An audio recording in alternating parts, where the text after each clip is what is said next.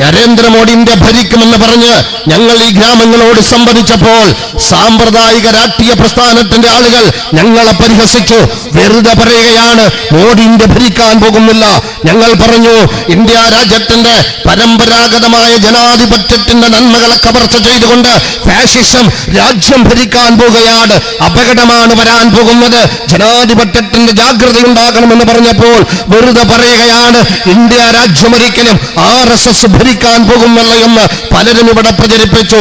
താൽക്കാലികമായ രാഷ്ട്രീയ ലാഭത്തിന് വേണ്ടി ഒരു തലമുറ പേറാൻ പോകുന്ന മഹാദുരന്തത്തെ ഇല്ല എന്ന് വരുത്തി തീർത്ത പലരും ഇവിടെ ഉള്ളപ്പോൾ ആ പ്രിയപ്പെട്ടവരെ ഞാൻ ആത്മാർത്ഥമായി ചോദിക്കുന്നു, അടുത്ത തലമുറയ്ക്ക്, നമ്മുടെ തലമുറയ്ക്ക് സ്വസ്ഥമായി ജീവിക്കാൻ പര്യാപ്തമായ ഒരു സ്ഥിതിവിശേഷം ഒരുക്കാൻ ഇനിയെങ്കിലും നമുക്ക് ഒരു പരിശ്രമം നടത്തേണ്ടതില്ലേ? ഇനിയെങ്കിലും നാം ശ്രമിക്കേണ്ടതില്ലേ? ഇനിയെങ്കിലും നാം ഇടപെടേണ്ടതില്ലേ? ഇനിയെങ്കിലും അത്തരം കാര്യങ്ങളെ ഗൗരവത്തോടെ കാണേണ്ടതില്ലേ? ഞാൻ എന്റെ പ്രിയപ്പെട്ടവരോട് ആവർത്തിച്ച് പറയുന്നു, ആ ഒരു പ്രവർത്തനത്തിന്റെ, ആ ഒരു ഇടപെടലിന്റെ, ആ ഒരു തിരിച്ചറിവിന്റെ കൃത്യമായ നിലപാടാണ്, അതിന്റെ സമീപനമാണ് social democratic party of India എന്ന് നിങ്ങൾ തിരിച്ചറിയണം. അതാണ് ഈ പ്രസ്ഥാനം.